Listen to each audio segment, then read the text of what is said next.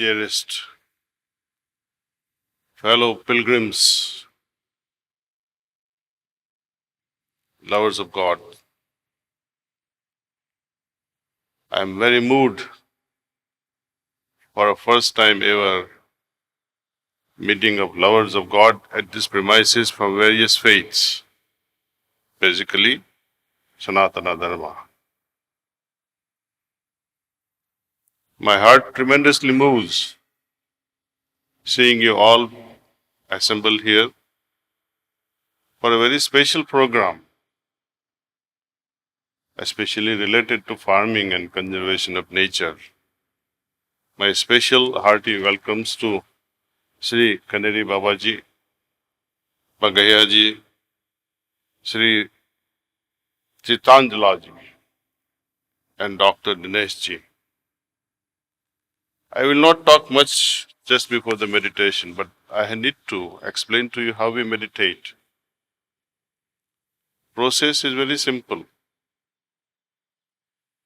We have to be receptive. Receptive for what? Receptive towards God's grace. We should not be biased that God looks like this or God looks like that. For an example, when we think of Lord Ramachandra of Ayodhya or Lord Krishna, how would you imagine them? How would you think of them?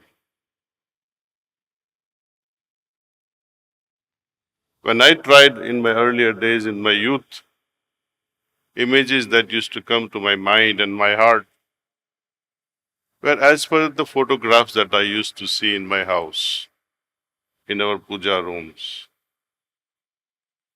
on TV later on, all those movies. And you start imagining those actors who acted as Lord Rama and Lord Krishna, they started flashing in your mind. But is God like that? No one had seen God. Something that happened few millennia back. And even if we did see them in their original form, the way they walked on this earth, even when they were face to face with Duryodhan, Yudhishthir, how many could recognize them? No one. Not even Arjun could recognize godliness of Lord Krishna. These are exceptional beings. Too much time has passed. Too much water has flown under the bridge. We have lost the connection. We're trying to establish that connection, and that's why it's called yoga. Yoga means to connect with the source. When we remain partial and prejudiced that God is like this or God is not like that, then we are lost in the thinking. But we have to be a humble seeker, sincere seeker. That my God, I know I don't know you.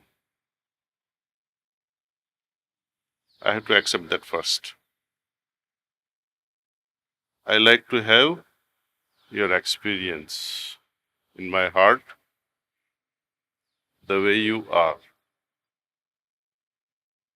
Not as per my terms, not as per my conditions, not as per the pictures and idols that I have seen in my childhood. I am not against all this photographs or images. I am not against. Please do not misunderstand me. What we are trying to understand today is the original nature of God.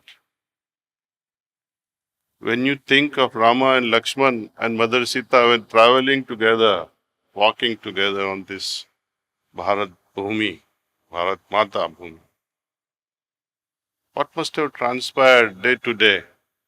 The princess walking on this planet. Morning and evening they used to meditate. When you see Lord Krishna meditating, Yug Purusha, Purushottam. When we see pictures and idols of Lord Shiva meditating on Kailash, we have to think, we have to introspect, we have to ask ourselves a fundamental question: upon whom are they meditating?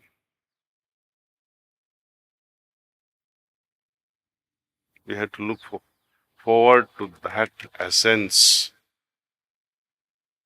We have to spread this message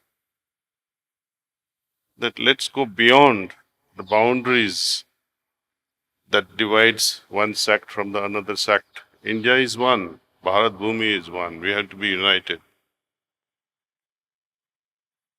United in a different way, not in a divisive way. And that's what we all stand for. Bharat ek hai. The goal is one, every human being. But we don't realize what my goal is also. So we have a big task ahead of us.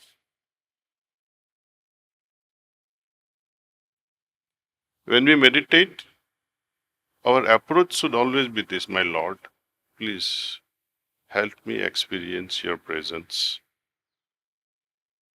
in my heart. So with this attitude, let us sit and meditate, thinking that divine presence is already there in my heart. I need to just experience that and be one with it. That's all we need to do. Rest of the work is done by Guruji Maharaj, who transmits to us his love. We call it Pranahuti. So I welcome you all to this experiential session of meditation.